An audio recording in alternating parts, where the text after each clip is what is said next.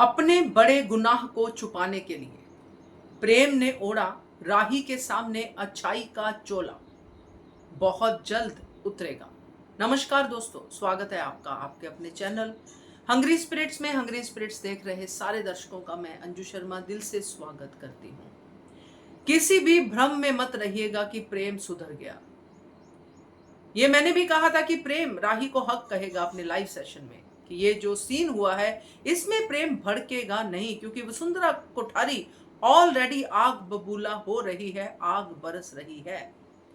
यहां पे प्रेम का सबसे मजबूत मोहरा राही है अनुपमा के खिलाफ।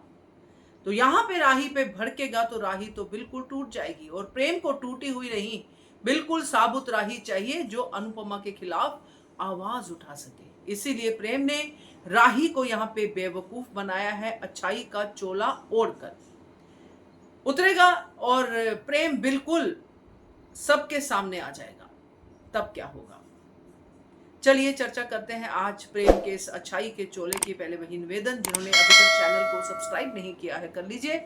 साथ में दोस्तों बेल आइकन दबाइएगा ताकि आपको हमारे वीडियोस के नोटिफिकेशन मिलते रहें। प्रेम ने इतना बड़ा गुनाह किया है जो उसको सोने भी नहीं दे रहा है। सोते सोते भी वो यही सोच रहा है कि फॉर्म ये फॉर्म वो, जो राही और प्रेम का सीन गया। ये आफ्टर इफेक्ट्स हैं चोरी करने के, आफ्टर इफेक्ट्स हैं बेईमानी करने के। अब एक बार जब कोई बेईमान बन जाता है तो तभी सुधर जाए तो बात बढ़िया हो जाती है, इंसान बढ़िया हो जाता है, क्योंकि गलती करके सुधारना तो हर इंसान का राइट है। मगर जब इंसान उसी गलती को उसके ऊपर और गलतियां कर करके गलतियों का पहाड़ बनाता जाता है तो फिर वो इंसान इंसान ही नहीं रहता है, क्योंकि रियलाइजेशन उतनी ही दूर होती जाती है। प्रेम वही कर रहा है। प्रेम को पता है कि उसने फॉर्म चुरा कर उसको जलाकर गलती की है, और ये राज सिर्फ प्रेम ही जानता है। अब प्रेम के अंदर ये डर बैठ गया है कि ये राज सामने नहीं आना चाहिए। प्रेम के अंदर ये डर बैठ गया कि अगर ये राज सामने आया तो राही मुझे छोड़ देगी, और ये उसकी ईगो पे सबसे बड़ा प्रहार होगा कि मुझे छोड़ दिया, मैं इतना लूजर हूं। इसी चीज को और अनुपमा से बदले को और फाइन ट्यून करने के लिए वो राही का पूरी तरह से अब इस्तेमाल करने वाला है दोस्तों। अब राही के साथ वो उससे भी ज्यादा अच्छा बनेगा जितना अच्छा वो पहले भी नहीं था। राही अनुपमा से मिलेगी, उसको गुस्सा आएगा, वो वहां से वॉकआउट करेगा, राही को चार बातें भी सुनाएगा, मगर साथ में राही को उससे ज्यादा प्यार भी करेगा ताकि राही को उसकी औकात पे रखे। ये प्रेम की थॉट प्रोसेस रहेगी दोस्तों, क्योंकि ये प्रेम का अच्छाई का चोला है जो उसने दिखाया है, जो उसने राही के लिए कंसर्न दिखाया है मोटीबा के सामने। ये उसको पता है कि मोटीबा तो कहीं जाने वाली नहीं है, वो तो टिंकू का भजन गाती ही रहेंगी। राही जा सकती है, क्योंकि जिस दिन राही की वैल्यूज जाग गई ना, अनुपमा की भरी हुई जो वैल्यूज हैं, जो संस्कार हैं, उस दिन प्रेम की छुट्टी है।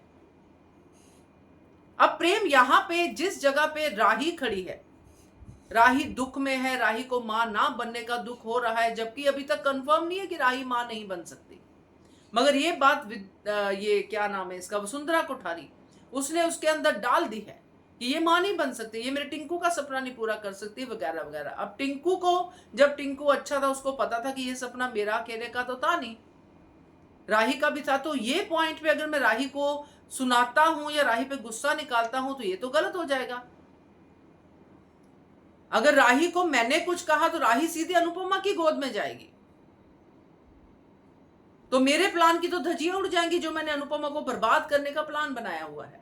तो राही तो मुझे हर हाल में चाहिए, चाहे अच्छा बन के रखूं, चाहे बुरा बन के रखूं, चाहे धमका के रखूं, चाहे पुचकार के रखूं, राही तो मुझे चाहिए ही चाहिए।